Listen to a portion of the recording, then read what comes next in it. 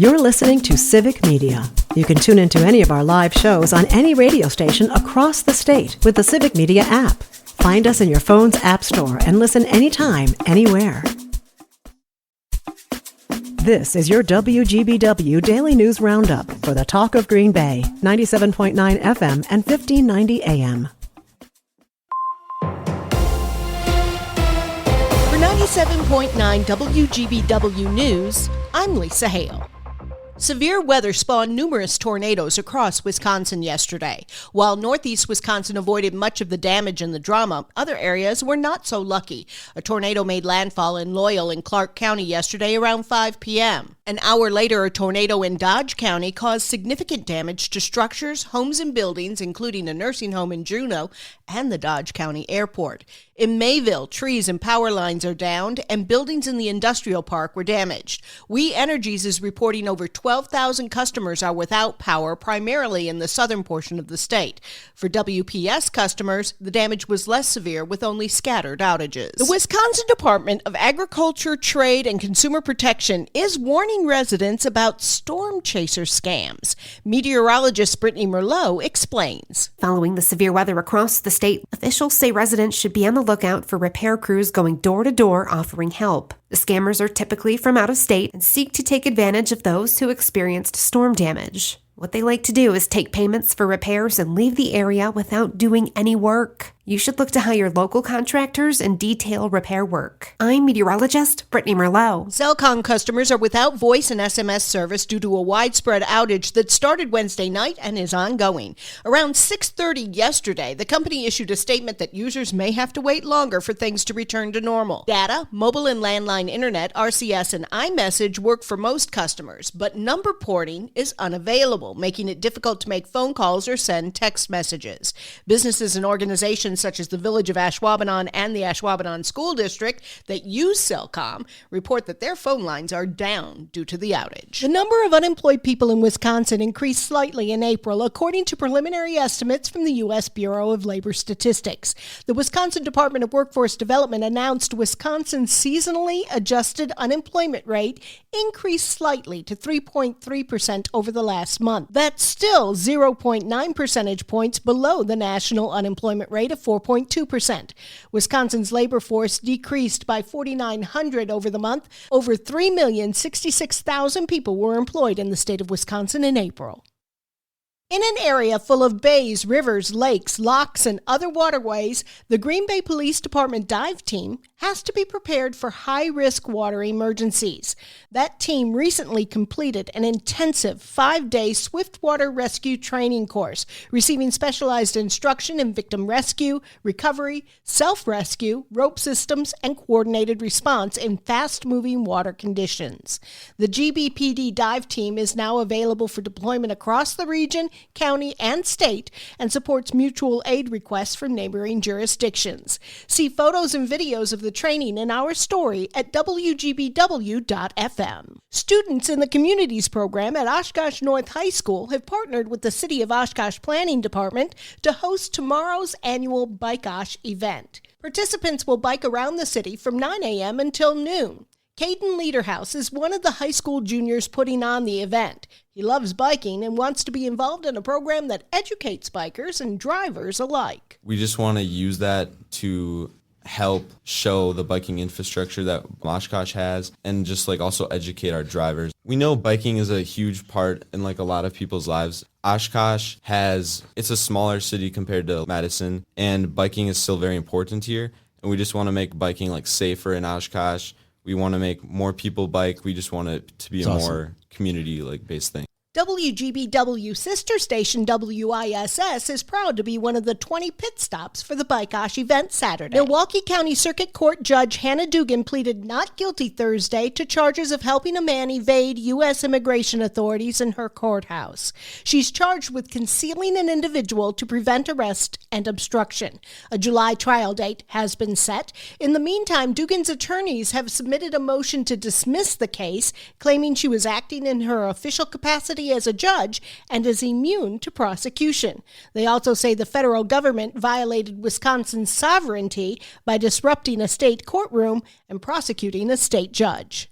You can expect multiple high-profile cases before the Wisconsin Supreme Court to get rulings soon. Here's Joanne Krulatz. Liberal Justice Ann Walsh Bradley is set to end her 30th year in the court next month, and that means the court will have to deliver opinions in a number of cases. That includes a full ruling on Wisconsin's current abortion laws, rulings on Wisconsin Act 10, which restricts collective bargaining for public unions, a ruling on WIAA actions against student athletes, and a ruling on PFAS regulations.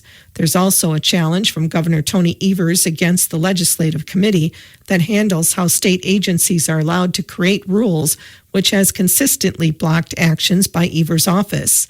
Bradley's last day is June 30th. A bipartisan group of state lawmakers is proposing legislation aimed at recruiting more out-of-state workers into Wisconsin. The bill is being circulated for co-sponsorship and would establish a grant program for municipalities, tribal organizations, and nonprofits. The grant program would allow those organizations to present funding proposals to the Wisconsin Economic Development Corporation to persuade workers to relocate to their regions. The initiative comes amid significant population decline projections in the state over the next 25 years. I'm Lisa Hale, 97.9 WGBW News. For news anytime, log on to WGBW.FM.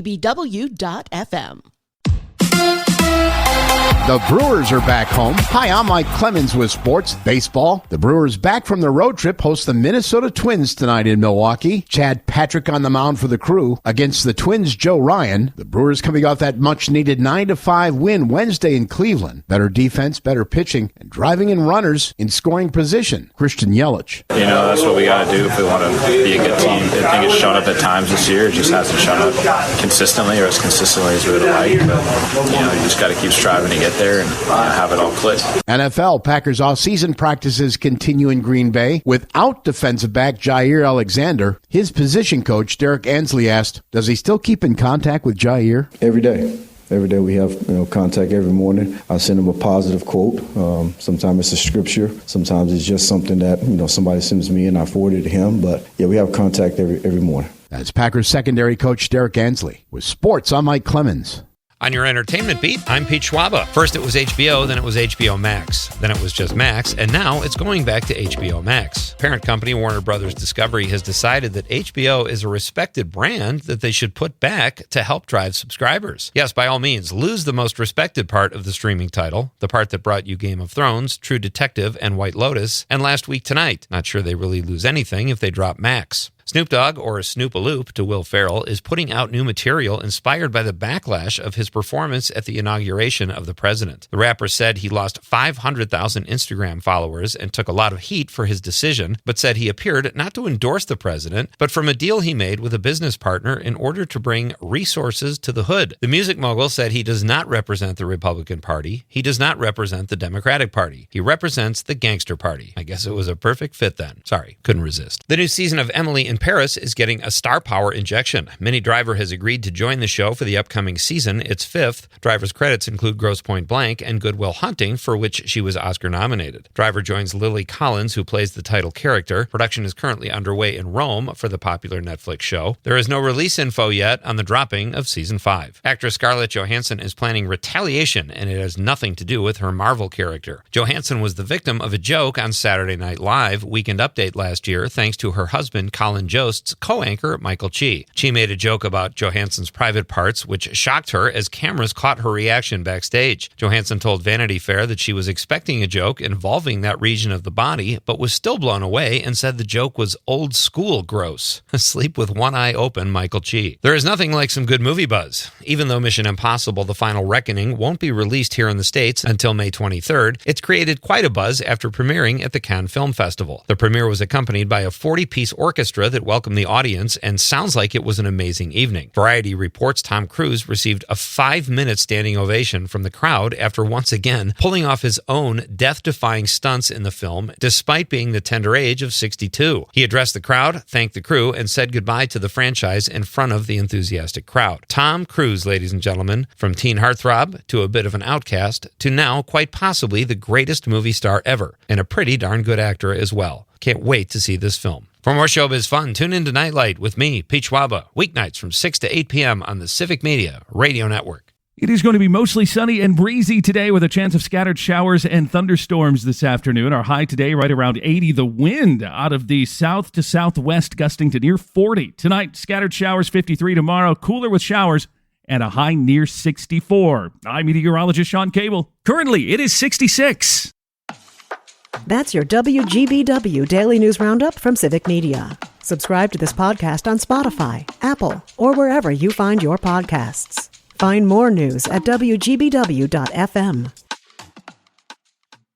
The national news cycle never stops, but it can be hard to find news about your local community. Civic Media is dedicated to providing quality local and state news coverage across Wisconsin. With the Civic Media app, you can get notifications about local stories that matter to you and your community. Find the free Civic Media app in your phone's app store and choose notifications from the menu to tell us what kind of news you want to hear about.